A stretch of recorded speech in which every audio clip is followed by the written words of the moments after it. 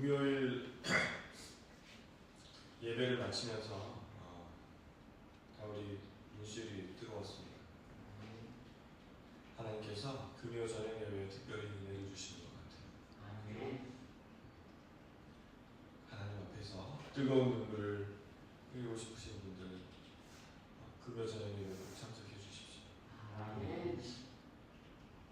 제가 회심한 수련회가 있었습니다. 고등학교 1학년 때 제 다니던 교회에서 여름 수련회를 갔는데 그 수련회는 왠지 이렇게 눈물이 많아요. 자매들도 많이 울었고 저는 뒤에서 그 감동이 오는 걸 표현하기 참 뭐하더라고요. 신앙이 없는 상태였기 때문에 괜히 낯설게 이렇게 자들은 왜 저렇게 울어? 이렇게 이러면서 바보같이 이렇게 이제 짐짓 제 마음속에서 올라오는 감동을 이제 억눌렀죠. 집에 갔는데 눈물이 쏟아지더라고요. 참 이상하네요. 억지로 내가 이성적으로 이래서는 안 된다고 컨트롤을 하면서 누르고 있었는데 집에 가니까 혼자 있게 되니까 눈물이 막 쏟아져요. 주체할 수가 없는. 그러면서 교회가 막 가고 싶어지는 거예요. 교회는 못 가겠더라고요. 교회는 주일이나 가는 거지 뭐 아무 때나 이렇게 갈 수 있는 곳이라고 생각이 안 드는 거예요. 그때 잘 모르니까. 이렇게 밖에 나가서 이렇게 교회를 딱 봤더니 교회가 그렇게 다정하게 보이고 막 가고 싶더라고요. 한 5분 정도 거리였나? 교회가 되게 가까웠거든요. 내가 저 십자가를 이렇게 사모하는 마음으로 바라봤던 적이 있었던가? 그러한 생각이 드는 거예요. 왜 저렇게 교회가 가고 싶지? 난 이런 적이 한 번도 없었는데 나 이전까지 친구들이 데려오면 겨우 갔었는데 왜 이렇게 교회가 가고 싶지? 내가 왜 이렇게 이상해졌지? 이런 질문을 하면서 일주일을 보내다가 주일날 아침에 눈이 번쩍 떠지면서 세수를 하고 한 30분을 일찍 달려왔던 것 같아요. 제 역사의 처음이자 그게 이제 시작이었습니다. 눈물이라는 것이 굉장히 소중한 것이죠. 특히 하나님 앞에서 예수 그리스도 앞에서 주체할 수 없는 눈물은 정말 귀한 눈물인 것 같아요. 그것을 함부로 아무나 운다고 울어지는 것도 아니고 우리가 성경 말씀을 볼 때 우는 것 그리고 예수 그리스도를 묵상하면서 우는 것은 굉장한 거죠. 내가 우는 게 아닙니다. 가끔은 그런 느낌이 들 때가 있어요. 이게 내가 우는 건가? 내 영혼이 우는 것 같다는 그런 느낌을 체험해 보셨습니까? 내 마음은 나를 관찰하면서 나를 지켜보고 있는 거예요. 근데 나는 펑펑 울고 있어요. 왜 내가 울지? 그런 울음을 울어야 할 때가 있습니다. 오늘 그 울음에 대해서 얘기해보고 싶습니다.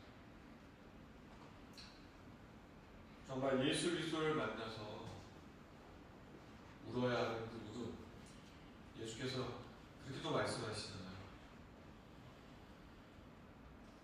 너희들과 너희 자녀를 위해서 울어라. 정말 그냥 슬퍼서 우는 눈물이 아니라 성령님께서 감화 감동시키셔서 우는 눈물, 그 뜨거운 눈물을 울어야 할 것이라고 생각됩니다. 우리 7080 시대는 힘든 일이 많아서 그런지 교회에서 정말로 많이 울었던 것 같아요. 그렇죠? 설교 들으면서 울고 기도하면서 울고 새벽 기도 때 울고 금요 저녁 예배 때 울고 그렇게 다 울었는데 점점 울음이 없어지는 것 같습니다. 그래서 울어야 한다. 우리는 예배 가운데 가슴을 치면서 우는 울음이 있어야 된다. 이렇게 생각해서 제목을 울어야 할 때로 정할 것 같습니다. 기도하겠습니다. 은혜와 사랑이 많으신 아버지 하나님,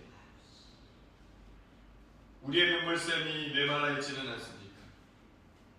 주님, 정말 애통해하면서 이 고난주일 예수 그리스도를 묵상하게 하시고 예수 그리스도의 그 아픔 가운데 동참하며 눈물을 흘리게 도와주시옵소서. 아멘. 나를 위해 울고 우리 가족을 위해서 울고 우리 교회를 위해서 울고 대한민국의 교회를 위해서 울고 이 나라를 위해서 울고 그렇게 울 수 있도록 도와주시옵소서. 아멘. 주의 놀라우신 은혜와 은총이 오늘 고난주일 예수 그리스도의 핏땀을 생각하며 울고 또 우는 오늘 이 시간이 될 수 있도록 인도하여 주시옵소서. 아멘. 그리고 주 예수 그리스도의 이름으로 기도하였습니다. 아멘.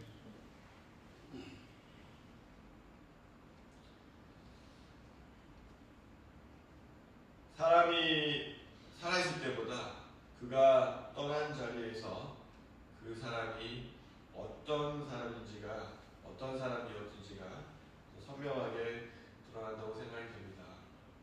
장례식에 가고 왔을 때 누가 우는지 얼마나 우는지 이러한 것들이 그 사람의 생애를 말해주는 것이 아닌가 생각됩니다. 화환이 몇 개나 왔는지 조문객의 숫자가 얼마나 되는지보다 그 눈물의 깊이를 통해서 그 사람이 진짜 어떤 사람이었는지 오늘 얘기해 준다고 생각이 듭니다. 예수님이 십자가를 지고 가실 때 그 정말 제자들 다 도망한 가운데 땅을 가슴을 치며 애통하면서 우는 여자들이 있었다고 오늘 얘기하고 있습니다. 그 여자들의 울음을 통해서 우리는 예수 그리스도가 어떤 분이셨는지 어떠한 삶을 살았는지를 알 수 있는 것이죠. 그 장례식에 울음을 생각하면서 저는 두 사람이 떠올랐습니다. 제가 갖고 있는 책 중에 안수연 그 청년 바보 의사 이런 책이 있거든요. 고려대학교 육관회를 나와서 내과 전문의였던 사람인데요. 믿음의 가정에서 성장을 했죠. 그래서 그 사람은 항상 호주머니 속에 찬양 테이프하고 찬양 테이프를 많이 갖고 다녔던 것 같아요. 많이 갖고 다니고 그다음에 신앙의 책들을 갖고 다녔대요. 그래서 보는 사람들마다 이 신앙책과 테이프를 전달해 주는 거예요. 그 바쁜 인턴 레지던트 생활 가운데에서도 병원에 있는 환자랑 환자 가족을 만났대요. 병원 매점 아줌마 구두 닦는 아저씨에게 그렇게 찬양 테이프와 책을 전달했다고 합니다. 아무나 할 수 있는 게 아니잖아요. 왜 그러냐면 내 삶이 꾀체지하면 내가 그렇게 살지 못하면 그렇게 못하거든요. 그러다 보니 그 사람들이 이제 눈높이에 맞추기 위해서 최선을 다하는 거죠. 그는 의사이기보다는 의협을 통해서 예수를 전하고 싶은 청년이었다. 이렇게 얘기를 하고 있습니다. 그리고 이제 군의관으로 입대를 했습니다. 군의관으로 입대를 하니까 병사들에게 또 테이프와 신앙서적을 전해주고 싶은 거예요. 그러다 보니까 군의관이 타고 다니는 이제 앰뷸런스를 타고 이렇게 편하게 왔다 갔다 할 수가 없는 거예요. 그들 속에 섞여 들어가야 되기 때문에 군의관인데 이제 군장도 지고 같이 따라다니고 그다음에 이제 장병들이 노숙을 하니까 같이 이제 노숙을 해야죠. 그래서 잔디밭에서 이제 같이 노숙을 하면서 생활을 했다는 거예요. 그러다가 너무나도 안타깝게 잔디밭에서 자면 생기는 유행성 출혈열에 걸리는 거였습니다. 그러면 신부전이 오거든요. 신장이 망가집니다. 유행성 출혈열 바이러스가 신장을 공격하기 때문에 이제 신부전이 와서 그렇게 해서 33살에 죽었어요. 뭐 큰 업적을 남기지도 못했어. 왜 그렇게 예수님을 사랑하고 그렇게 짧은 생애를 가양을 했을까? 바보 아니야? 그래서 책 제목이 그 청년 바보이자 이렇게 책 제목이 되었죠. 근데 그가 떠났을 때 교문객이 4,000명을 넘었대요. 그 짧은 생애를 살았는데 어떻게 해서 4,000명이 와서 눈물을 흘릴 수 있었을까? 그의 생애가 결단코 헛되지 않았구나. 그의 생애가 참 아름다운 생애였구나. 세상에서 바보라고 칭해줄 수 있는 그 삶이 진짜 바보의 삶이 아니었구나 하는 것을 알 수 있었던 거죠. 또 우리가 잘 아는 이태석 신부님 아시죠? 그분은 이 바보 청년 의사 안수영보다 더 많이 알려져 있죠. 그래서 그분은 수단, 남수단, 그 내전 있는 남수단에 가서 반경 100km 안에는 의사라고는 그 사람 한 사람밖에 없는 그곳에 가서 이제 의사로서 활동을 하였죠. 그분이 원래 신부가 되고 싶었는데 집안에 수녀로 살고 있는 누나가 있었대요. 그래서 어머니가 너무 불쌍해서 나는 의사가 되어야겠다. 그래서 의사가 되었는데 의대에 들어가서 이 하나님의 부르심이 있는 것을 깨닫고 의사가 되었다고 하죠. 얼마나 이제 고생을 많이 했는지 그 젊은 나이에 대장암에 걸려서 그렇게 죽게 됩니다. 그가 죽었는데 그 죽음의 자리에서 그 수단에 있는 그 딩카족이라고 하는 그 용맹한 병사들이 땅을 치면서 울었다고 합니다. 그 땅을 치면서 우는 그 모습이 그러니까 TV를 통해서 보았고 참으로 감동으로 있었습니다. 이렇게 그 사람이 어떤 사람이었는지 알려주는 것은 그의 장례의 자리에, 그의 마지막 자리에 어떠한 울음이 있는가를 보면 알 수 있지 않을까 싶습니다. 우리는 2000년 전 예루살렘의 한 골목으로 가야 합니다. 무거운 십자가를 겨우 걸머지고 가는 한 사람이 있습니다. 이분은 어떤 분이십니까? 세상이 버린 자의 곁에 앉으셨던 분, 이름 없는 자의 이름을 불러주셨던 분, 그분이 십자가를 지고 그 무거운 형벌인 십자가를 지고 걸어가고 계십니다. 그분이 누구십니까? 우리 구주 예수 그리스도시죠. 예수님이 어떤 분이셨는지 오늘 본문 27절이 잘 증언해주고 있습니다. 또 백성과 및 그를 위하여 가슴을 치며 슬피 우는 여자의 큰 무리가 따라왔다. 예수께서 십자가를 지고 겨우 지고 비틀비틀 걸어가고 있는 그 뒤를 가슴을 치며 호곡하는 여자들이 있었다. 여자들의 큰 무리가 가슴을 치면서 울면서 따라가고 있었다고 되어 있습니다. 제자들은 어디 갔죠? 제자들은 다 사라졌습니다. 12명이나 되는 제자들을, 죽어도 주님을 따르겠다고 하는 제자들은 다 사라졌습니다. 어쩌면 남자들이면 힘이 있고 파워가 있으니까 남자들이 나타나면 다 죽이겠다, 그런 분위기가 있었는지도 몰라요. 여자들은 사람 취급도 안 하니까 내버려둬라, 물어도 따라와도 그냥 죽겠지, 그런 분위기가 있었는지 모릅니다. 그러나 여자들도 위험할 수 있지 않습니까? 곡하며 따라오는 그 여자들 목숨을 걸고 울면서 따라옵니다.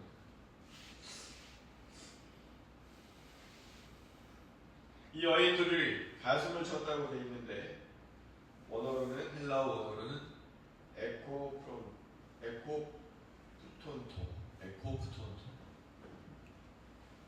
연출된 그런 울음이 아니라 가슴 깊은 곳에서 뿜어져 나오는 슬픔, 걷잡을 수 없는 슬픔으로 가슴을 확 쳐가면서 그렇게 울었다고 얘기하고 있습니다. 이 여인들은 누구일까요? 이름이 나와 있지 않는 수많은 무리들 예측이 가능할 것 같습니다. 12회를 혈루증으로 앓아서 세상으로부터 버림받고 있던 그 여성 아니었겠습니까? 예수 그리스도의 옷깃만 만져도 4명이 나을 거라고 생각해서 몰래 와서 옷깃을 만져서 나음을 입었던 여성. 가늠한 현장에서 남자는 다 빠지고 그 불쌍한 여자만 끌려 들어와서 돌팔매질을 당할 뻔했던 그 현장에 잡혔던 여인. 아들을 잃고 통곡하면서 가고 있는데 예수님이 발을 만지시면서 눈물을 닦아주셨던 그 나이성 과부 같은 그 외 여성이라는 이유만으로 사람 취급을 받지 못하는 그 시대 똑같은 인간으로 대해주고 사랑으로 보듬어 주셨던 그 예수님을 잊을 수 없었던 그 수많은 여성들이 눈물을 흘리며 따라가고 있었습니다. 여인들이 따라가면서 흘리는 이 눈물이 이것이 바로 참 신앙의 얼굴이 아닐까. 지식이 아닙니다. 우리가 아닙니다. 이성적으로 따지는 믿음이 아닙니다. 죽을 수도 있는, 위험할 수도 있는 그 자리를 기꺼이 목숨을 내놓고 울며 따라가는 이것이 바로 신앙이 아닐까 생각합니다. 예수님에 대한 뜨거운 사랑이 모든 두려움을 이겨냈습니다. 그분이 내게 주셨던 뜨거운 사랑과 은혜의 기억이 이 여자들을 모아서 울게 하였겠죠. 이 여성들이 슬퍼하는 것은 무엇입니까? 그렇게 건장하고 또 건장했던 예수님께서 왜 저런 십자가를 지셔야만 하는가? 그리고 왜 이 죽음의 길을 걸어가셔야만 하는가? 그것이 아니었겠습니까? 오늘 본문 26절에 보면 이런 말씀이 있습니다. 그들이 예수를 끌고 갈 때 시몬이라는 구레네 사람이 시골에서 오는 것을 붙들어 그에게 십자가를 주어 예수를 따르게 하더라. 예수님은 30대의 청년이셨습니다. 목수의 아들로 태어나서 수많은 나무를 하고 육체 노동을 하시다 보니까 석재도 다루시고 있다고 하죠. 그런 육체 노동으로 단련된 사람이에요. 그냥 앉아서 책이나 보던 그런 서생이 아니었습니다. 갈릴리 언덕을 넘고 유대의 광야를 누비던 아주 건장한 청년이셨습니다. 근데 그분이 나무를 감당을 하지 못합니다. 나무 하나를 지고 가지 못합니다. 왜 이렇게 되셨습니까? 겟세마네에서 핏방울 같은 땀을 흘리셨고 대제사장의 뜰에서 밤새 모욕과 주먹질을 당하셨고 빌라도 법정에서 로마 군병들에게 채찍질을 당하셨습니다. 우리가 패션 오브 크라이스트에서 리얼하게 예수님이 어떻게 고통당하셨는지를 우리 볼 수 있었죠. 이때 그 채찍의 끝에 쇠 조각하고 뼈 조각을 붙여서 한번 이렇게 휘감아 때리면 살점이 막 뚝뚝 떨어져 나간다고 하지 않습니까? 그런 채찍으로 얼마나 두들겨 맞았으면 이 십자가를 감당을 하고 가지를 못하는 거예요. 너무나도 비틀거리며 힘들어하니까 십자가를 운반해야 될 것 같은데 이 사람이 골고다 언덕까지 이 십자가를 지고 갈 힘이 없어 보입니다. 로마 군병들은 너무나 잘 알죠. 너무나 많은 죄수들을 다뤄봤고 너무나 많은 사람들을 처형을 해봤기 때문에 이 사람이 어떤 상태인지를 아는 거예요. 도저히 안 되겠다.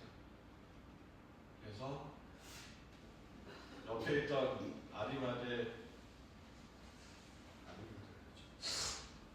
구레네 시몬이라고 하는 사람, 구레네 사람, 그 디아스포라로 키레네 쪽에 살고 있던 시몬이라는 사람이 붙잡혀서 십자가를 지게 되었습니다. 구레네 시몬이라고 명백하게 이름이 나온 것으로 보아서는 그 십자가를 진 구레네 시몬은 정말 억울하게 십자가를 지게 되었지만 그 인연 하나로 초대교회에서 굉장히 이름이 있는 사람으로 또 사용되었을 것이라는 추정을 하게 됩니다. 그렇게 구레네 시몬이 십자가를 대신 지어줘야 할 정도로 그렇게 건장하고 늠름하게 세상을 걸어다니시면서 말씀을 전하셨던 나의 주님이, 나의 예수님이 어쩌다가 저 십자가도 지지 못할 정도로 저지경이 되어서 죽음의 자리로 끌려가야 하는가. 그것을 생각하니 여자들이 눈물을 흘리지 않을 수가 없었던 거죠. 거의 통곡에 가까운 웃음을 울고 있습니다. 이러한 상황도 성령님의 강력한 역사가 있었으리라고 생각해요. 우리의 죄를 짊어지고 가시고 우리의 죄의 무게로 인해서 쓰러지는 그 예수님을 보면서 울지 않는다면 그것은 인간이 아니다. 그리스도께서 십자가를 지고 가시는데 마땅한 울음이 있어야 되겠죠. 놀라운 감동과 감화가 이러한 울음을 일으켰다고 생각이 됩니다. 그래서 가슴을 치면서 여성들이 울게 되죠. 예수님이 불쌍해서 우는 것이요, 인간의 잔인함에 치를 떨면서 우는 것이요, 우리가 얼마나 문제가 많은가를 여러 가지 복합적으로 생각하면서 울었다고 생각합니다.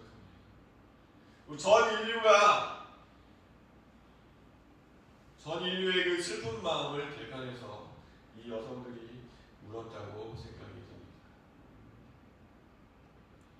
그런데 예수께서 뜻밖에도 28절에 돌이켜서 그들을 향해 이렇게 말씀하셨다고 합니다. 이것이 오늘 저의 가슴을 때리고 여러분의 가슴을 울렸으면 좋겠습니다. 이렇게 말씀하십니다. 예루살렘의 딸들아, 나를 위하여 울지 말고 너희와 너희 자녀를 위해서 울어라. 여기 예루살렘의 딸들아, 당시 울고 있는 사람들이 예루살렘의 딸이라고 지칭이 되고 있습니다. 나를 위하여 울지 말고 너희와 너희 자녀를 위해서 울어라. 나를 위해서 우는 것도 당연하지만 정말로 필요한 것은 너희를 위해서 우는 것이요, 너희 자녀를 위해서 울어야 하는 것이 아니겠는가. 이렇게 말씀을 하시죠. 여기 예루살렘의 딸들은 울어야만 했습니다. 조금 있으면 예루살렘이 함락당하고 예루살렘에 엄청난 고난이 닥치게 되거든요. 가깝게는 그때를 보시면서 예언하시면서 너무 슬퍼하셨던 거죠. 나도 이렇게 고난을 겪지만 너희가 당할 고난도 또한 만만치 않을 것이다. 그러면서 예수님이 슬퍼하십니다. 너희를 보니 나도 또한 슬프다. 내가 이 십자가를 지는 것도 너희가 슬퍼하지만 나는 너희를 바라보면서 너희가 짊어지고 있는 그 고난이, 짊어져야 할 고난이 너무나 가슴 아프고 슬프다. 이렇게 말씀을 하시는 거죠. 근데 저는 이것이 우리를 향한 말씀으로 생각합니다. 오늘 본문 뒤에 보면 종말의 때를 얘기하고 계시거든요. 그렇다면 여기서 에루살렘의 딸들아 나를 위하여 울지 말고 너희와 너희 자녀를 위해 울어라. 이 말씀은 결국 우리를 향한 말씀이기도 한 것입니다. 나를 위해 울지 말라. 지금 이 상황에서 예수님보다 더 불쌍한 존재가 있습니까? 이 상황에서 진짜 위로받아야 될 사람은 예수님이 아니겠습니까? 그런데 그분이 나를 위해 울지 말라고 얘기합니다. 마지막 순간까지 우리를 바라보시면서 너를 위해서 울어라 이렇게 얘기를 하시죠. 여기 너를 위해서 울어라 무슨 뜻일까요? 너의 상황을 직면해보라. 너는 너 자신을 위해서 울어야만 한다. 너는 너의 삶을 돌이켜보면서 울고 또 울어야 하는 것이 아니다. 이렇게 말씀하시는 것 같습니다. 우리가 매일매일 회개의 눈물을 흘려야 할 것을 말씀하시는 것 같습니다. 너는 너 자신을 바라보면서 애통해하며 울기를 바란다. 지금 너의 신앙은 어디에 있니? 너는 단지 머리와 여기 들고서 이곳에 오는 것인가?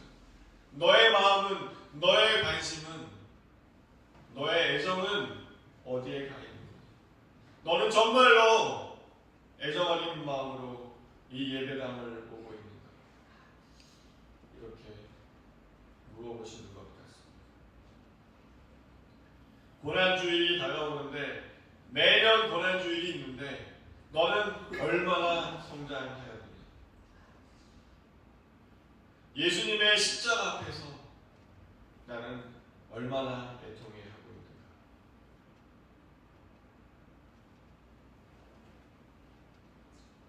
정신과에서는 그렇게 얘기하죠. 진정한 치유는 그 사람 스스로가 자기 직면을 하게 될 때 시작된다고 얘기를 합니다.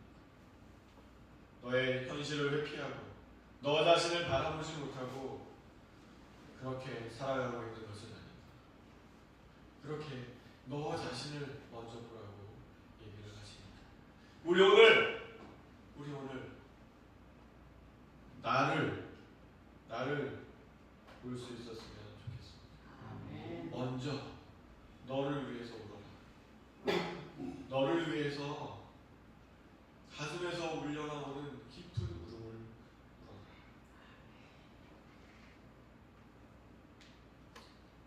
울어라. 두 번째 너희를 위해서 울어라. 우리 시대의 영적 가뭄 앞에서 우리는 애통하며 울어야 하는 것이 아닌가 생각됩니다. 우리 지금 정말로 풍요로운 시대에 살고 있는데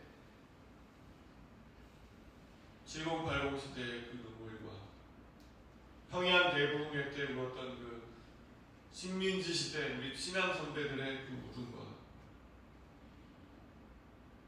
이제 부산까지 밀려서 이제 조금만 지나면 저 바닷속으로 수장되어나 그 절실한 가운데 부산의 그 교회에서 울었던 그 울음을 우리는 잊어버리고 있는 것은 아닌지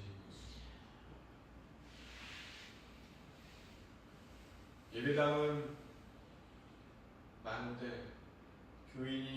참된 교인이 부족한 것은 아닌지. 그래서 우리는 우리 교회의 미래를 많이 걱정하고 있지 않습니까?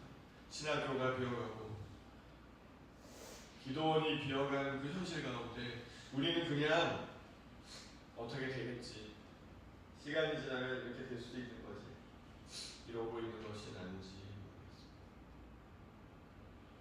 영적 가뭄 앞에서 우리는 정말 애통해하고 안타까워하고 있는지, 메말라가는 교회 앞에서 우리는 정말 눈물을 흘리고 있는지, 왜 이렇게 교회가 이 지경이 되고 있는지를 슬퍼하고 있는지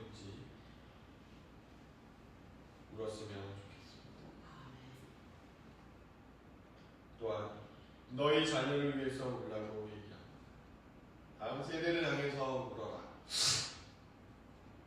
우리의 자녀들이 살아갈 세상은 물질적으로는 풍요하지만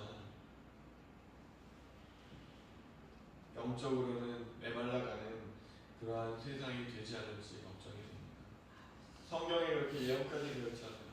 말세에 내가 신앙을 보게 됩니다. 그 말은 좋은 거는 잘 안 맞아 떨어져 가는 것 같은데 어떻게 나쁜 예언은 이렇게 잘 맞아 들어가고 있는 거지? 그런 생각이 드시지 않습니까? 우리 자녀들은 이제 대한민국이 이제 이전도 선교 영역이 되었다고 말을 할 정도로 그렇게 되어가는 상황을 살아가야 될 것 같습니다.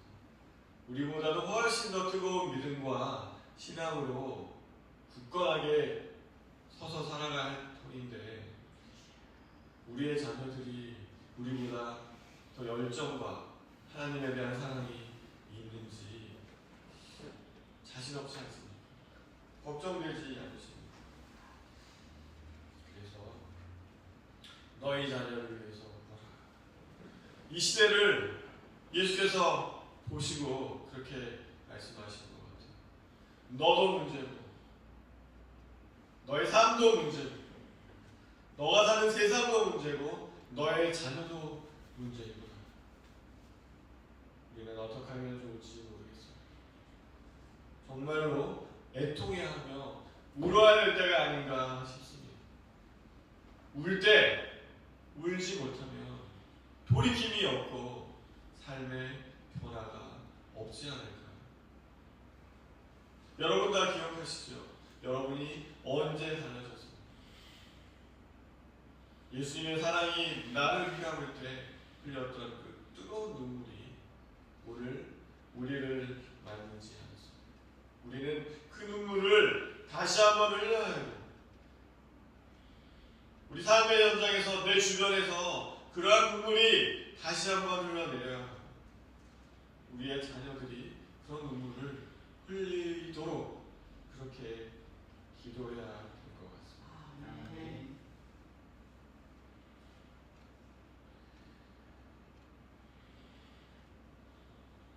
예수님의 말씀대로 예수님을 위해서 울지 말고 정말 우리를 위해서 울어야 되겠습니다. 내 모습을 다시 한번 되새겨보고 오늘 이 고난주일 예수 그리스도의 고난에 아픔에 동참하는 마음으로 눈물을 흘리고 또한 예수께서 말씀하신 대로 나를 위해서 눈물을 흘리고 우리의 자녀들을 위해서 눈물을 흘렸으면 좋겠습니다. 아멘. 바보 안수현은 바보 소리를 들으면서 만나는 사람마다 눈높이를 맞추어서 예수를 전하다가 사라져갔습니다. 이태석 신부님도 그 연약한 몸으로 열정을 불태우다가 48의 나이에 암으로 죽었죠. 세상의 사람들은 그들을 바보라 부르지만 그러나 그들의 장례식 때 그 왔던 수많은 사람들의 울음이 그들의 삶이 결코 헛되지 않았음을 보여주는 것이 아니겠습니까? 울 수 있다면 살아있는 것입니다. 울 수 있다면 희망이 있는 것입니다. 우리가 마음속에 감동을 받아 눈물이 흐른다면 하나님께서 우리 안에 계시는 것입니다. 아멘. 오늘 우리는 울어야 되겠습니다.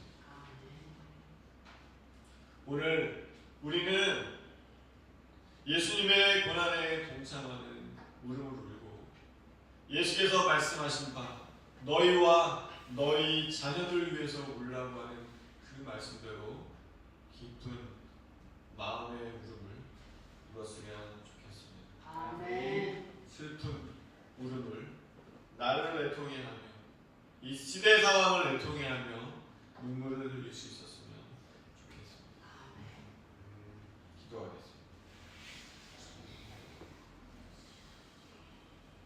하나님 아버지, 오늘 고난주일 우리는 다시 골고다의 주님 앞에 섰습니다.